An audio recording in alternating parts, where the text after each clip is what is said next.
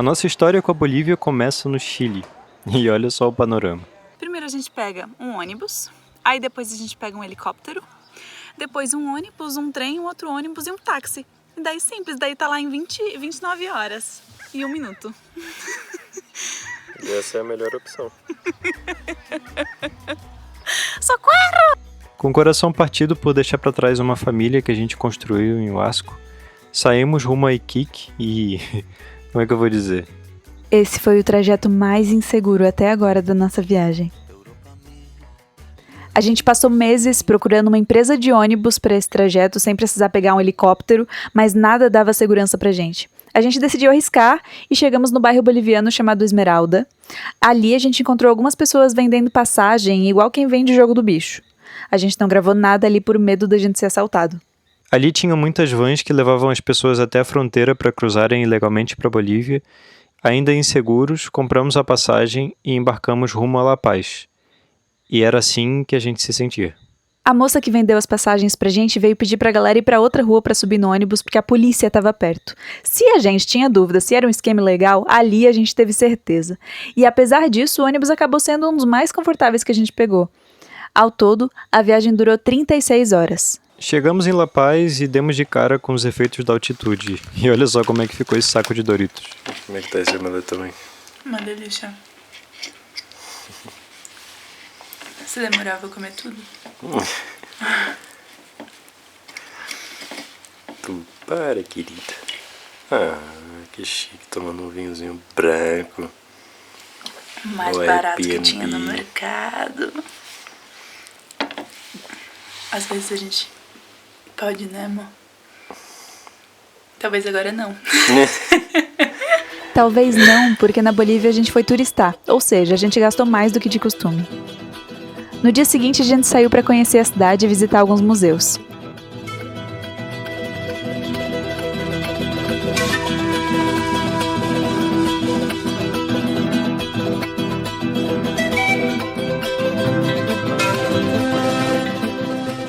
A arte e a cultura dos povos originários estão presentes nas ruas, tentando sobreviver à urbanização e ao capitalismo.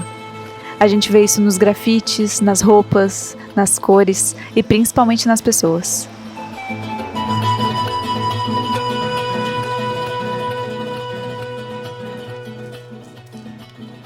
Parece que os motoristas de lá estudaram na mesma escola que os motoristas da Índia. Descobrimos que existe pouquíssima paz em La Paz e fomos almoçar em um restaurante vegetariano Hare Krishna, para nos tranquilizar um pouco, e a gente tá até agora com essa música na cabeça.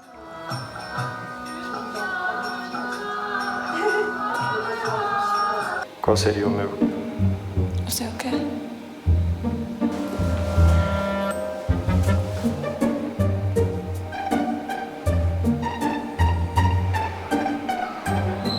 Eu tô entre alguns.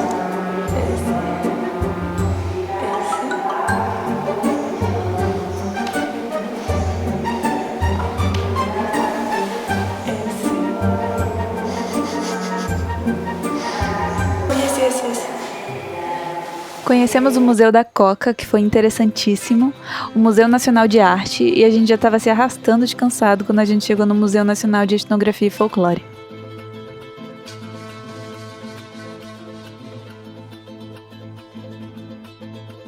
La Paz é a própria contradição, porque no meio de um caos imenso, reserva caprichos culturais nos detalhes. E à noite, a gente foi curtir uma salsa num shopping.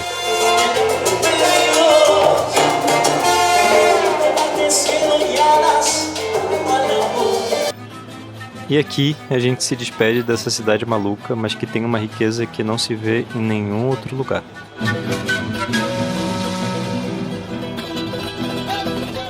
Pegamos um minibus até a rodoviária que custava uns 2 bolivianos. A gente não entende como esses motoristas conseguem lucrar. Rumo à nossa segunda e última cidade na Bolívia.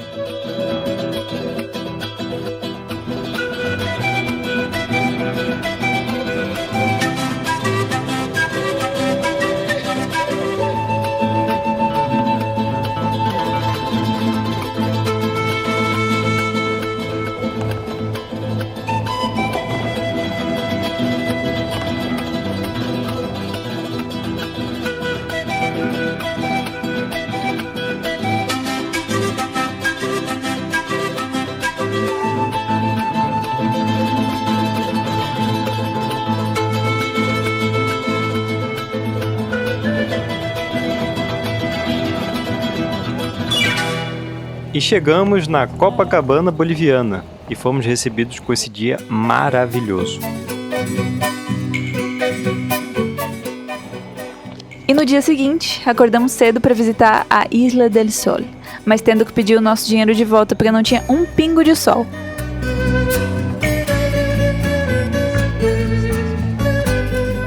A Ilha do Sol fica no Lago Titicaca, o lago navegável mais alto do mundo. E é um lugar importantíssimo para a história da América do Sul porque reza a lenda que foi desse lago que surgiu o primeiro Inca. E nesse lago fica a Isla del Sol, uma ilha sagrada para os Incas.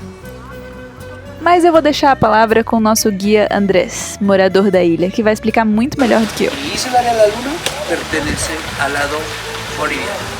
Alrededor de toda la isla del lago Titicaca hay 36 islas. Las más habitadas son 13, los demás son naturales, no están habitadas. Começamos a subida na Escalera del Inca com 3.800 metros acima do mar e terminamos com mais de 4.000 metros. E esse foi o ponto mais alto das nossas vidas, literalmente. E, gente, foi suado, porque na altitude, 3 passos no plano e você já tá ofegante. Aquí tenemos las 3 fuentes de la agua de la eterna juventud del aquí, sale del rincón porque hay una rajadura entre mitad de acá. Entonces por eso lo ha desviado, de ahí sale el agua. Son las 3 fuentes que simboliza de la cultura tihuanacota. Esas 3 fuentes simbolizaban lo que decían cóndor, puma, serpiente. Cielo, tierra, la subterránea. En Aymara le decían alajpacha, acapacha, manjapacha. O cóndor, puma y serpiente. ¿A qué le decimos cóndor? A la vida espiritual. ¿Ya? Simboliza a la vida espiritual cóndor.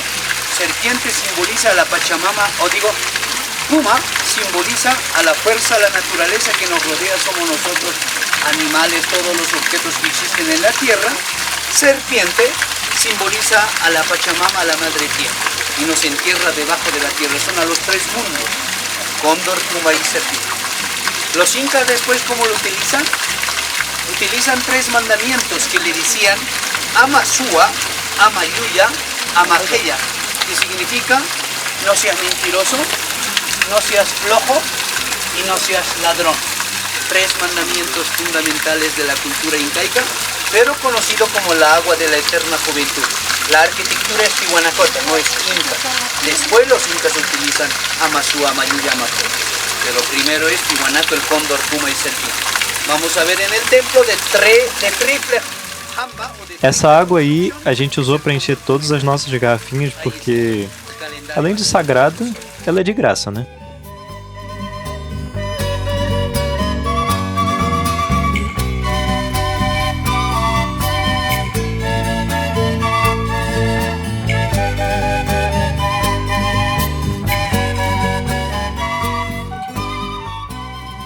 Titicaca, que es en la lengua española, que no es el nombre original, que no es el nombre propio. El nombre original del lago Titicaca es en la lengua aymara y se dice Titicaca. Titicaca. Titi, que representa al gato, lo que es al puma, y carca a la roca, piedra.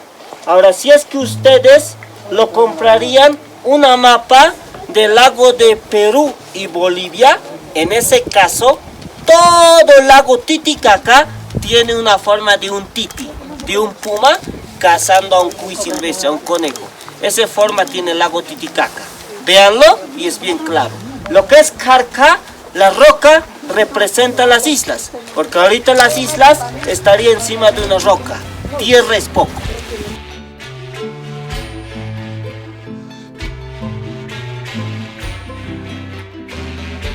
Que son neto aymara, que sí que lo practican, que para ellos no es necesario un reloj. Miran el cielo y la tierra, los apus que serían montañas y saben qué hora es. Y una forma de comunicación, utilizaban túneles debajo del lago Titicaca. Este no es dicho ni leyenda, sí existe. Hay uno de aquí abajo a Isla de la Luna, que conecta con Isla de la Luna. Del centro a Tiwanaku, donde está la Puerta del Sol.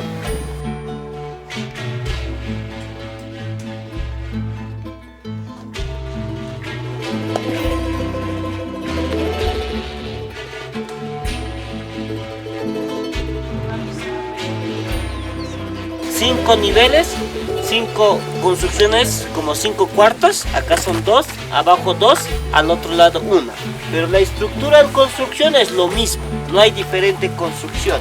Podemos decir en forma de tacana, sino una forma de una cúpula, tal como les he explicado de una chacana, ¿no?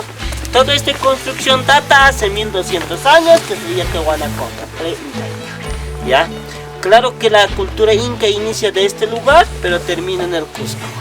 En el Cusco donde la fundan el imperio incaico. Los primeros incas nacen del lugar. Todas as construções históricas da ilha não foram feitas pelos incas, mas sim pelos Tiwanaku. Como explicou o nosso segundo guia, inclusive esse templo que era sagrado para os incas. Eu perguntei para o guia qual era a relação entre os Tiwanacota e os incas, e ele respondeu só assim: eram como hermanos. E aí eu continuei na dúvida se eles se davam bem ou não, né? Porque irmão, a gente sabe, é aquela coisa, né?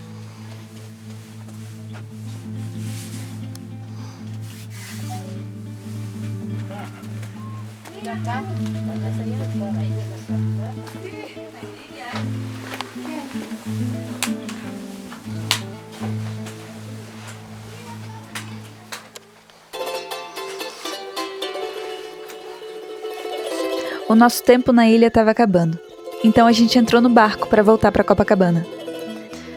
Mas logo antes do barco zarpar, eu simplesmente caí em prantos, sem motivo nenhum. A gente deixou o barco ir embora e ficamos na Ilha do Sol. Primeiro, eu acho que eu chorei por estar muito desconectada do que eu tô sentindo, do que eu quero. Porque você me perguntou várias vezes se eu queria ficar, eu queria ir, e eu não sabia dizer. Mas, tipo, tinha uma coisa que me chamava pra ficar. Só que eu não assumia ela. Eu tentava ser racional e pesar todas as coisas, em vez de só, como uma criança sabe que quer brincar, dizer que quer brincar, sabe? Que quer ficar mais pra brincar, tipo assim. E daí, quando a gente saiu do barco, e eu comecei a, como boa lua em Capricórnio, comecei a racionalizar por que eu comecei a chorar e por que eu queria ficar. E eu acho que é porque o pouco que eu sei da cosmovisão indígena, no geral, assim, porque eu não conheço muito de nenhuma, mas quando eu entro em contato com o jeito que eles viam o mundo, não sei se como eles veem hoje, porque acho que hoje parece que tá bastante distorcido, assim, afetado com as outras culturas. Mas essa visão mais antiga faz muito sentido pra mim. E nem dá pra me enganar e falar, acho que eu vim daqui, né? Acho que, tipo, que eu tenho antepassados daqui, porque eu fiz o Genério e a gente viu que é 3% indígena e provavelmente é, tipo, Guarani, alguma coisa perto do Brasil. Não daqui. Mas mesmo assim, parece que elas têm a ver, né? O pouco que eu sei das cosmovisões indígenas, elas têm esse contato com a natureza como se fosse um só. Como se entendesse que a gente faz parte dela. E não sei, acho que isso faz muito sentido. Aí queria ficar 5 horas aqui não fazendo nada, porque parecia ser melhor do que voltar pra civilização e continuar com o corre da vida normal, ocidental. Acho que é tipo uma criança querendo ficar pra brincar, sabe?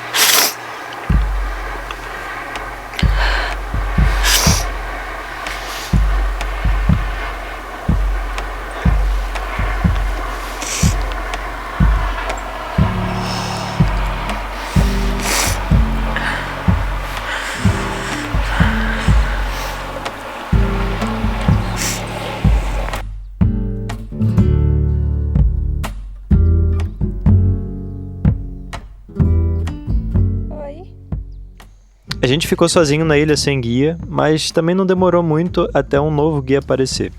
O Dog Lhama. A gente começou a chamar ele assim porque ele parecia um cachorro misturado com uma lhama.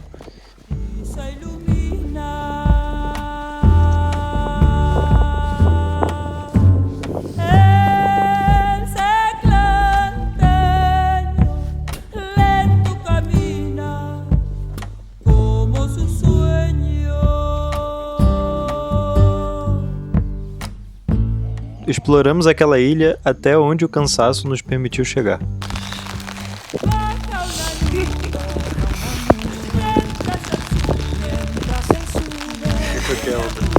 É só gravar esse momento aqui do guarda-chuva.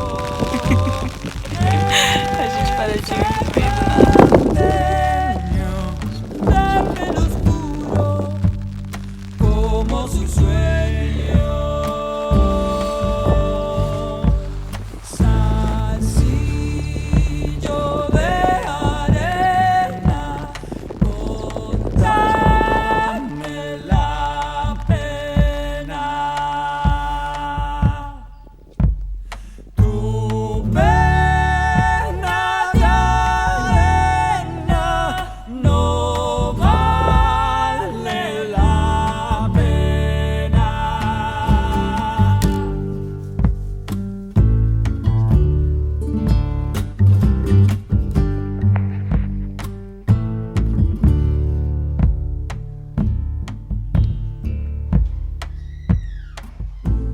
E depois de 5 horas brincando na ilha como crianças, a gente foi embora no último barco.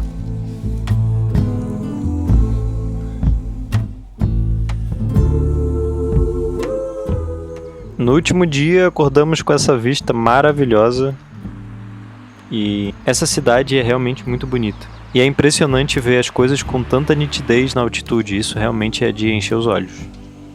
Mas a gente também quer dizer que nos sentimos muito explorados por sermos turistas.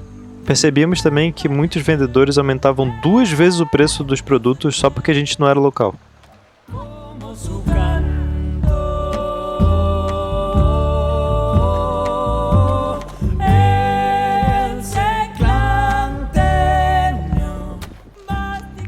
A gente estava cansado de ônibus, então, por ter sido tão expostos à cultura inca, a gente aprendeu uma técnica.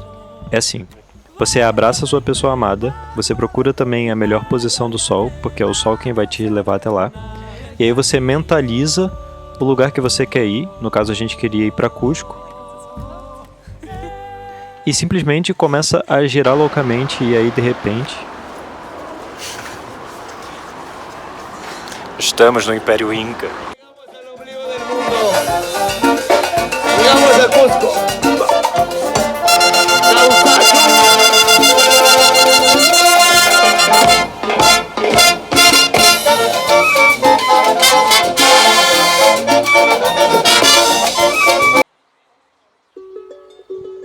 E em Cusco vem a tristeza.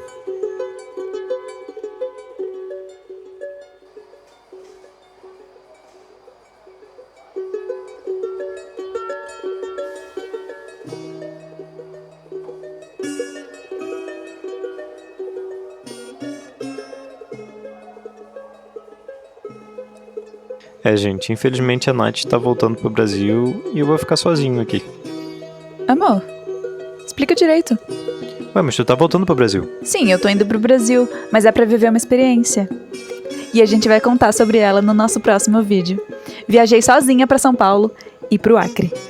No momento que eu tava gravando, eu tava me sentindo bastante ansioso e preocupado com a viagem da Nath. Mas aí, né, gente, sinais da vida. E aí, quando eu vi isso, eu entendi que ia ficar tudo bem.